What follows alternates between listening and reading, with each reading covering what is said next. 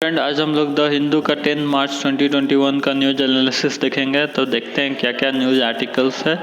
तो पहला जो आर्टिकल्स है वो है इन need of full time head, op-ed article है।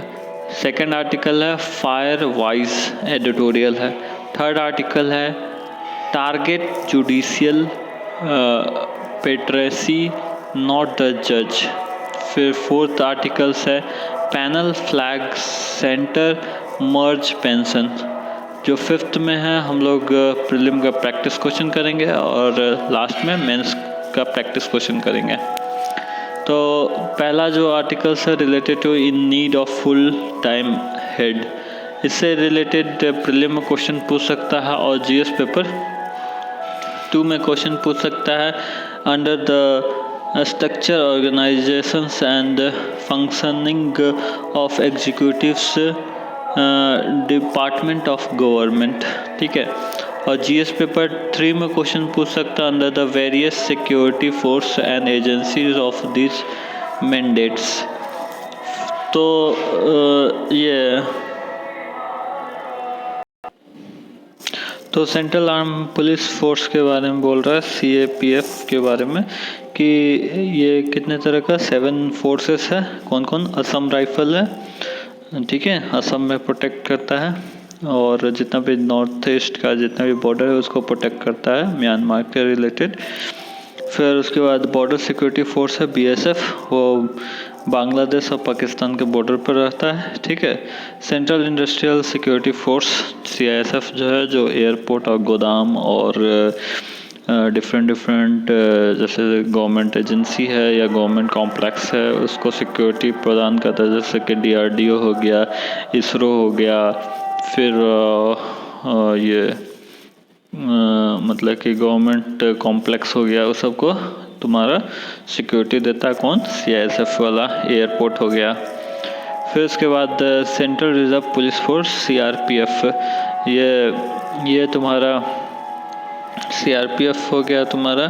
ये रेलवे को प्रोटेक्शन भी देता है, और कुछ भी इंसर्जेंसी हो गया उस समय जाता है CRPF. Okay, central reserve police force. फिर उसके बाद Indo Tibetan border police ITBP, ये तुम्हारा चाइना से रिलेटेड जितना भी बॉर्डर रहता है उस पर सिक्योरिटी देता है। ठीक है, आईटीबीपी। फिर उसके बाद एनएसजी होता है, नेशनल सिक्योरिटी गार्ड, जो कि वीआईपी पर्सन होता है, वो सबको सिक्योरिटी देता है। फिर उसके बाद एसएसबी, सशस्त्र सीमा बल, एसएसबी होता है, वो नेपाल के बॉर्डर पर रहता है एसएसबी। ठीक है, सशस्त्र सीमा बल। ठीक है। फिर उसके बाद बोल रहा है कि they have their own primary role and they are also involve in assisting police in law and order situations and army in counter terrorism operations.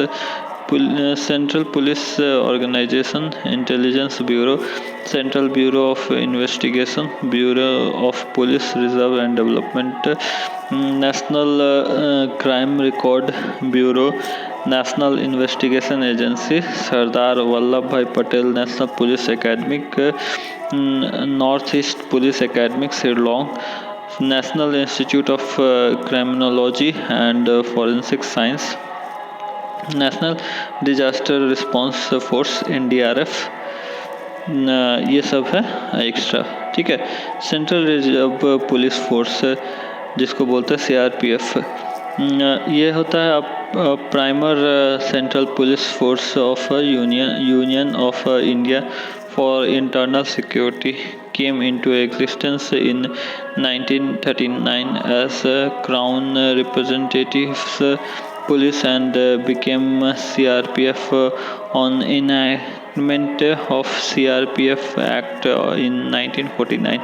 Has 246 battalions, hence the largest CRPF come under the administrative control of ministry of home affairs. Missions क्या है कि to enable the government to maintain rule of law, public orders and internal security effectively and efficiently, and to preserve national integrity and promote social harmony and development by upholding supremacies of the constitutions.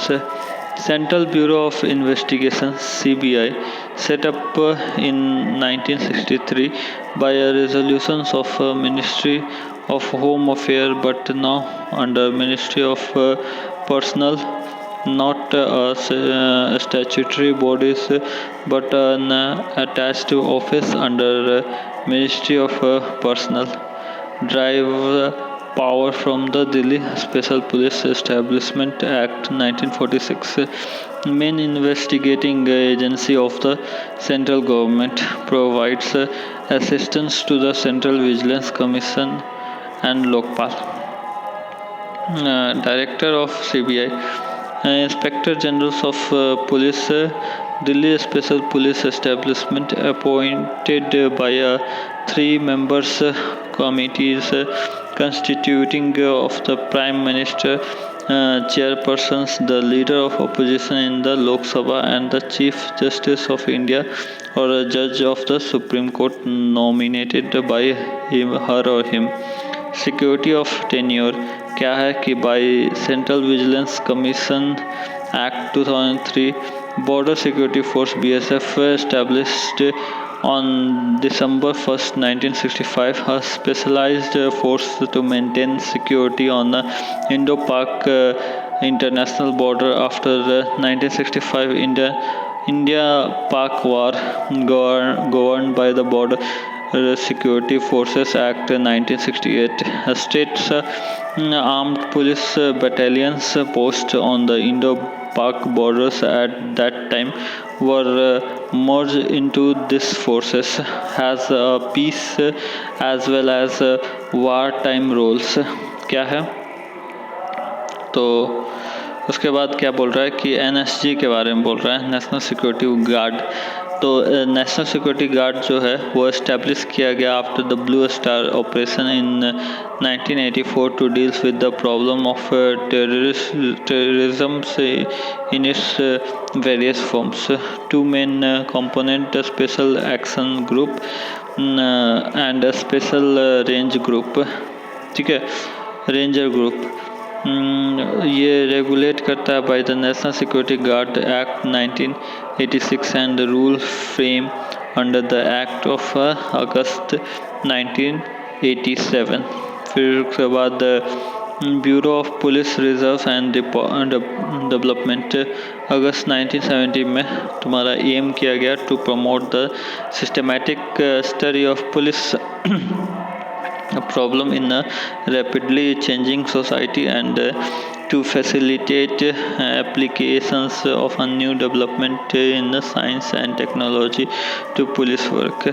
Consists of the following 4 division: research division, development division, training division and forensic science division. Author view करता है कि many of central force are struggling without head. Example: CRPF headless following the previous incumbents super annuals in Feb 2021. CBI has been without a head since Feb 3rd. BSF, despite being the second largest force in the country, is headed by a Director General who is given the additional charge to head the NCB. NSG and BPR and D are also functioning without regular director generals. Reason क्या है? Lack of importance given by the government to these organizations. Negative consequence क्या है कि adverse impact on the efficiency of these forces cause officers holdings provisional charges will prefer to leave major policies decision to be taken by the next person to be appointed full time. ठीक है, फिर वे ahead क्या है कि government should announce the next chief of this organisation at least 3 months in advance with a minimum tenure of 2 years or till superannual annual. Those considered for these posts should be from among the officer who had served in this organization earlier. अब इससे एक question पूछा जा सकता है prelim में कि consider following forces: Assam rifle, central reserve police force CRPF, Indo Tibetan border police ITBP, national disaster response force NDRF, national security guard NSG, intelligence bureau IB. Which of the above are the part of the central arm police force? The central arm police force में तुम्हारा ये NDRF नहीं आता है और IB नहीं आता है, इंटेलिजेंस ब्यूरो नहीं आता है. तो कौन कौन बचा? 1 2 3 4 नहीं है, 5 है, 6 नहीं है, यानी कि बी आंसर हो जाएगा. फिर नेक्स्ट आर्टिकल से रिलेटेड टू फायर वाइज. तो इससे रिलेटेड प्रीलिम में क्वेश्चन पूछ सकता है और मेंस में जीएस पेपर 3 में क्वेश्चन पूछ सकता है under the investment model and disaster management. तो फायर वाइज क्या होगा कि फायर एक्सीडेंट हो गया eastern railway headquarter at Kolkata का हेडक्वार्टर में फायर एक्सीडेंट हो गया. डेथ रोल कर गया 9 मैन इंक्लूडिंग 4 फायर ब्रिगेड, ठीक है, 5 fighters, a police officer and some railway staff. ये मर गया सब 9 मैन, ठीक है, बिना क्योंकि वहाँ पर फायर सेफ्टी इक्विपमेंट नहीं था, फायर एक्सटिंग्विशर नहीं था, फायर पंप नहीं था, स्प्रिंकलर नहीं था, फिर उसके बाद प्रॉपर उसको मेंटेनेंस नहीं था. तो क्या हुआ कि नेशनल बिल्डिंग कोड के अनुसार, नेशनल इंस्ट्रूमेंट 1970 के अनुसार गाइडलाइन है कि regulations of building construction activities including administrative regulation, development control rules, fire safety requirements, materials stipulations, design construction approach to sustainability, asset and facility management. फिर उसके बाद model bill of 2019 to provide for the maintenance of fire and emergency service for the states. Effective provisions of for fire prevention and safety measures. Provides fire and emergency service, fire and emergency response, water supply, fire prevention and life safety measures, establishment of fire and emergency training institute, constitute of fire prevention and life safety funds, other various offense and penalties. Way ahead क्या है कि make fire safety upgrades as a missions model plan, bringing structures under the influence of public liability insurance that will be paid by the respective departments, applied even to the officers and multi-storied residence buildings. तो इससे related mains में question पूछ सकता है GS paper 2, GS paper 3 में कि nearly all major Indian cities encounters destructive but often preventable accident fire each year. which highlights the need of understanding that safety will favor only those who are prepared. Comment. फिर next articles है related to the target judicial patriarchy not the जज। इससे related paper 1 में question, ये prelim में question पूछ सकता है, और पेपर GS स्टडी पेपर 1 में क्वेश्चन पूछ सकता है under the role of the women and social empowerment. फिर उसके बाद GS पेपर 2 में क्वेश्चन पूछ सकता है under the function of the judiciary welfare institutions and bodies constituted for the protection and betterments of these vulnerable section। तो बोल रहा है कि patriarchy in the judiciary, observations made by the higher judiciary remain patriarchal। example way forward क्या है कि interpretations of the laws from the women perspectives by the judicial apparatus, gender sensitizations and awareness to the judges, awareness to various stakeholders in court, crime preventions and investigations by inculcated as a part of curriculums in training or in appropriate educations, reimagining existence law judicial from gender perspectives, more women in judiciary। Till date, India has never had a woman Chief Justice of India। September 2020, these were only the 2 Supreme Court judges and 78 High Court judges who were the women। इससे related prelim question पूछ सकता है कि Vishakha guideline क्या है। Sometime seen in the news is associated with. तो Vishakha guideline जो है वो prevention of sexual harassment of women at work place से रिलेटेड है। ठीक है, अब उसके बाद नेक्स्ट जो आर्टिकल्स है related to the panel flag sensor mergers pension.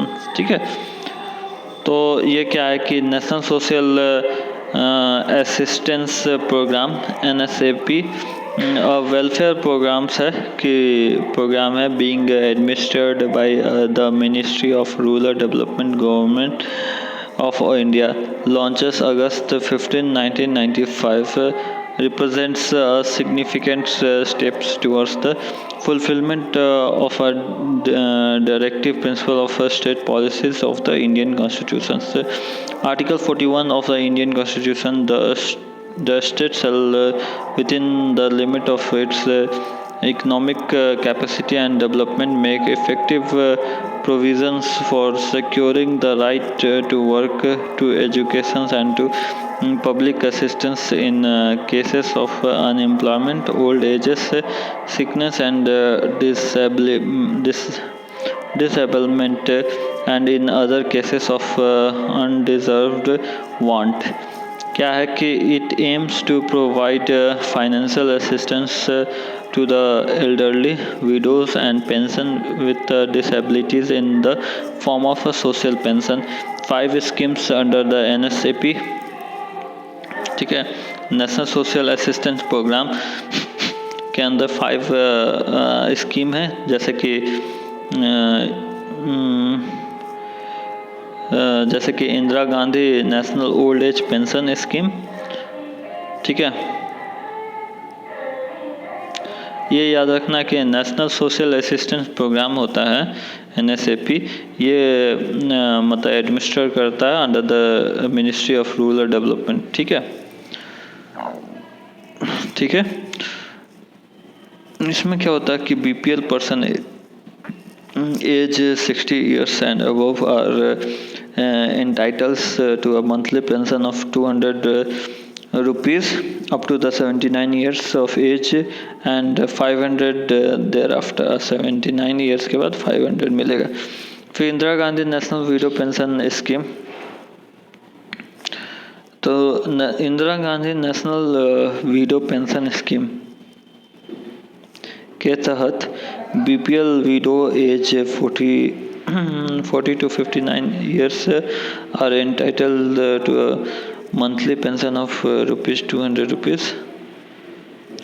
Indira Gandhi National Disaster Pension Scheme, BPL persons age 18 to 59 years with severe and multiple disabilities are entitled to a monthly pension of rupees 200 rupees.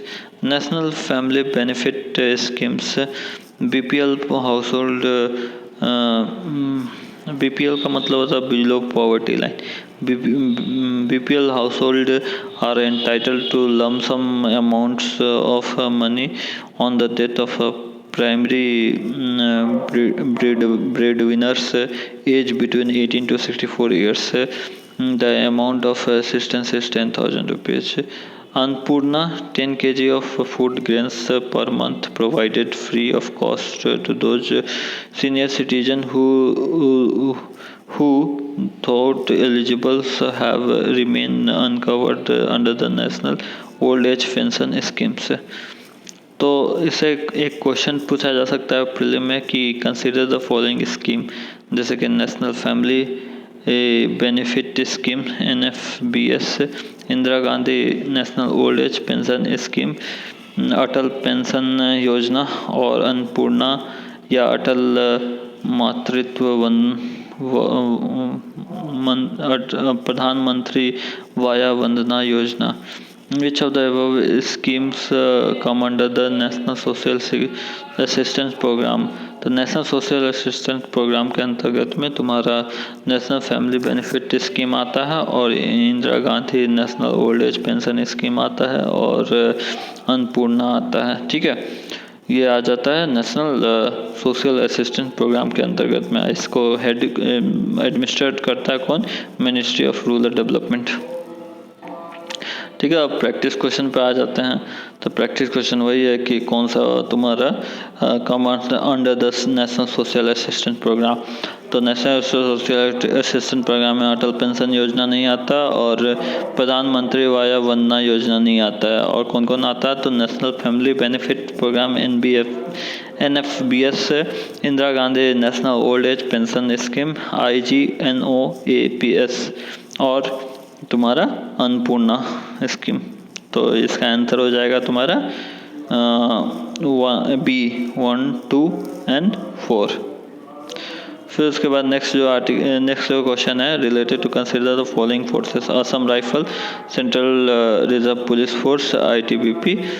फिर national disaster ये नहीं आता है under the central arm police force के अंतर्गत में और IB नहीं आता सेंट्रल आर्म पुलिस फोर्स के अंतर्गत में. NSG आता है. ठीक है, असम राइफल आता है, BSF आता है. ठीक है, SSB आता है. फिर उसके बाद लास्ट है क्वेश्चन कि Vishakha guidelines sometimes seen in the news associated with Vishakha एक लड़के थे जिसके से तुम्हारा सेक्सुअल हरास हुआ था वर्क प्लेस पर. तो ये prevention of sexual harassment of women at a work place. ये यहाँ पर साइड में सारा आंसर दिया हुआ. ठीक है, देख लीजिएगा. उसके बाद एक मेंस का क्वेश्चन प्रैक्टिस करिएगा जो कि GS पेपर 2 में क्वेश्चन पूछ सकता है, GS पेपर 3 में क्वेश्चन पूछ सकता है कि nearly all major Indian city encountered destructive but often preventable accident fire each year which highlights the need of understand that safety will favor only those who are prepared. Comment. So please like, subscribe and share the video. Thank you.